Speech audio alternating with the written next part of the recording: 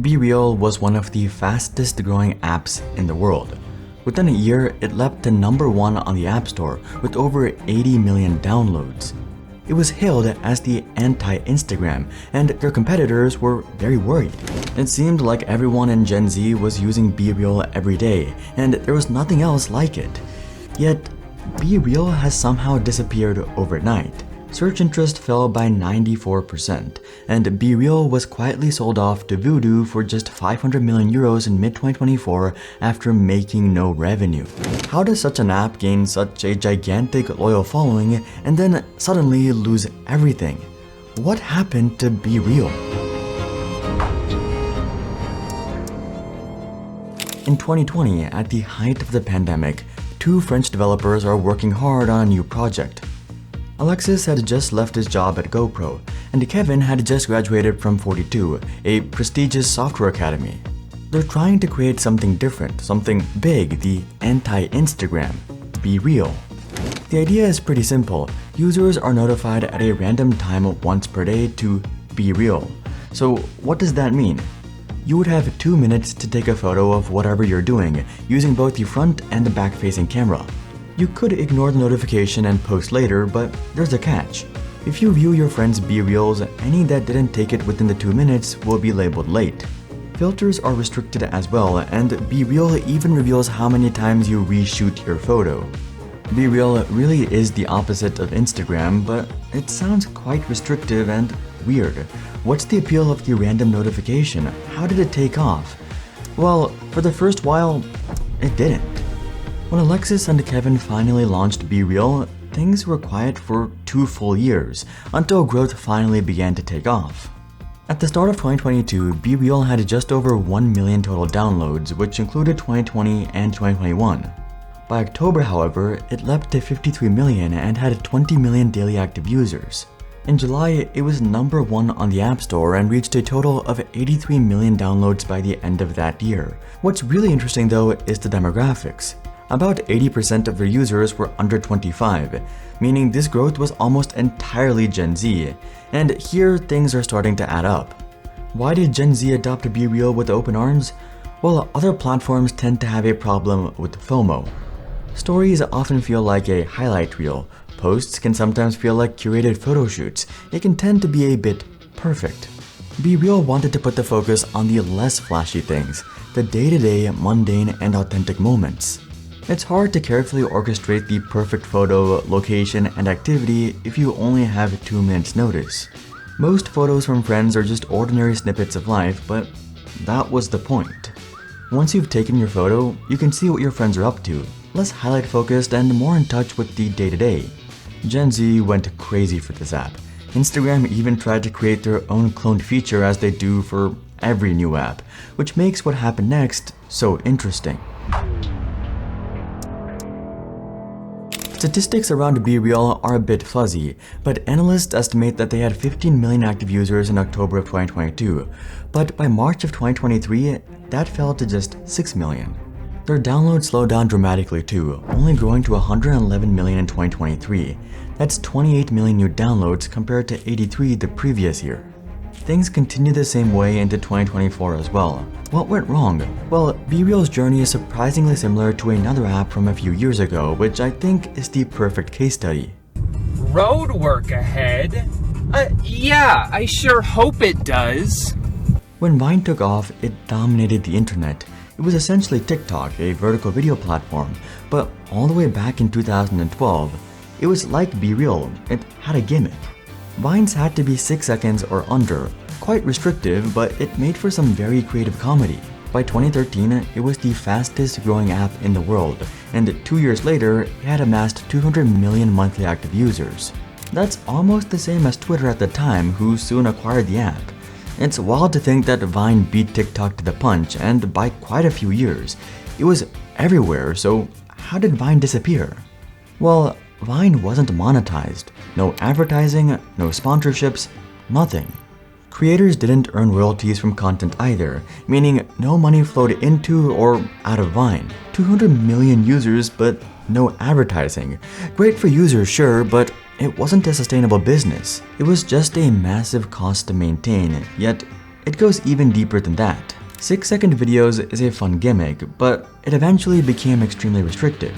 It's hard for an app to stay so big when only one very specific type of content is available. YouTube has all kinds of different categories, and the same goes for TikTok, but Vine was restricted to just funny skits and extremely specific ones at that. In fact, YouTube just increased the max duration of shorts from 1 minute to 3 minutes. 1 minute is already quite short, so just try to imagine if they were just 6 seconds. Then came the inevitable. Vine was shut down in January 2017. Its growth was waning and it was too much of a cost since there was no monetization. Twitter and Vine's founders couldn't figure out how to make money from the app. So what does all of this have to do with BeReal? Those who don't remember history are doomed to repeat it, and BeReal has unfortunately repeated the same mistakes as Vine. They weren't monetized at all, at least for a long time. Being the anti-Instagram wasn't just about authenticity, but also saying no to the intrusive and seemingly endless ads Meta throws at you. BeReal was adamant about avoiding this. For the time being, they were just focusing on growing and gaining users, and it seems like they wanted to make the experience great before monetizing it. The board of BeReal said that tons of apps can find users, but few can keep them. It is fascinating how well they can retain users. World class. Ironic given the current state of BeReal. Running an app with tens of millions is extremely expensive, so BeReal was following the common startup roadmap: live on VC funding and monetize later. That's a very common plan, and BeReal was doing the same. In 2021, they raised $30 million, and in 2022, they raised $90 million. But BeReal couldn't keep doing this once their users started leaving, so problems go much deeper than revenue. Unfortunately, the thing that propelled BeReal to the top of the App Store was also what killed it. Gen Z adopted BeReal with open arms, but as time went on, the app's unique selling point started to wear out its welcome. In order for the photos to be real, they had to come in at a random time. A pretty fun idea on paper, but over time, this starts to get annoying. Imagine you're driving, in an interview, or just at your job. It's not always easy to drop everything and be real. The daily restrictive photo reminders soon changed from fun to a chore to annoying. After a while, BeReal started to feel like work. The authenticity and real side to the app started to lose its flair. BeReal going off at 10:30 p.m., is it? Suppose I better obediently take a picture of myself barely awake whilst laying down on the sofa watching TV alone so that the only 3 friends I have left who are using it can see. But it goes deeper. BeReal had what I'd call accountability features to keep things real. If you don't take your photo in 2 minutes, any later photo would be marked as late.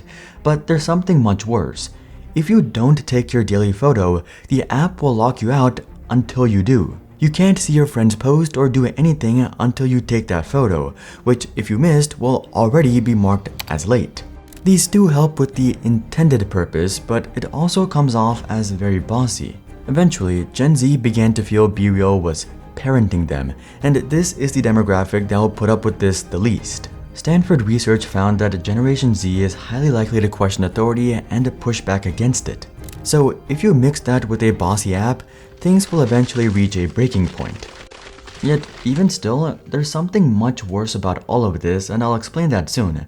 But this restriction turning from fun to annoying was the exact same problem Vine had. It's a gimmick that helped it stand out, eventually hindered its growth, and became too restrictive. Most Vine stars moved on to YouTube or TikTok, and that's where they really took off, because they can make much more than 6-second shorts. These restrictions aren't just annoying though, they're extremely counterintuitive to the health of an app because they go against the very foundation of user psychology. Outside of revenue, there are 2 vital components to an app's success: frequency and duration. How often users open the app and how long they use it for. Apps want you to check in every day and stay around for several minutes at least. Here's the big problem. By locking users out of their feed before they take a photo, which is essentially a chore, is preventing BeReal's desired action. They're making it harder for users to use the app, to scroll, to see friends, and spend more time on BeReal. This is a huge no-go. It goes against the fundamentals for apps and psychology. Behavior that is rewarded will be done more often, and behavior that is punished will be done less often, called operant conditioning. If you want your child to do a desired action like homework or a chore, you don't make it harder to do that. You make the desired action as easy as possible. This is reinforced by the principle of least effort. In D. Kahneman's book, which has been cited over 50,000 times, he says, "In the economy of action, effort is a cost. Laziness is built deep into our nature." If you want your customer to buy something, you need to make it as easy as possible. And if you want them to use your app, you do the same thing. BeReal, however, makes it harder for users to spend more time on the app, meaning things were doomed from the start.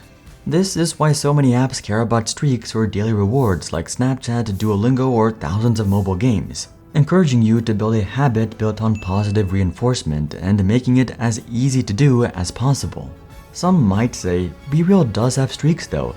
Well, it does, but it added them in 2024, long after the app began to die. Most users had already left. This was another problem. BeReal had sudden, unbelievable success, but as the saying goes, you strike while the iron is hot. They didn't add many features, nor did they capitalize on the surge in users. They probably assumed they had made it. So after the majority of their users left, what happened to BeReal?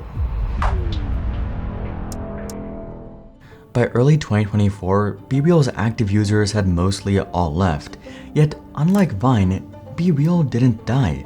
Something far more interesting happened. Salvation came in the form of an acquisition. In June of 2024, BeReal was acquired by the French tech company Voodoo for 500 million euros, a decent good payout for the founders despite a dying app. You might think, well, that's not weird. Twitter bought Vine and Facebook bought Instagram, but things are a bit different here. Voodoo isn't a social media company. They actually make casual mobile games. BeReal is their first and only social media app. They don't have the greatest reputation either, being consistently caught up in scandal after scandal, including many lawsuits, and are known for some deceptive, unethical advertising. Right after the acquisition, Voodoo laid off a portion of staff, and naturally, fans aren't optimistic about BeReal. But what does a mobile game company want with a social media app?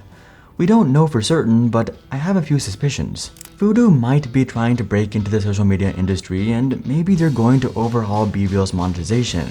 But personally, I think there's something else.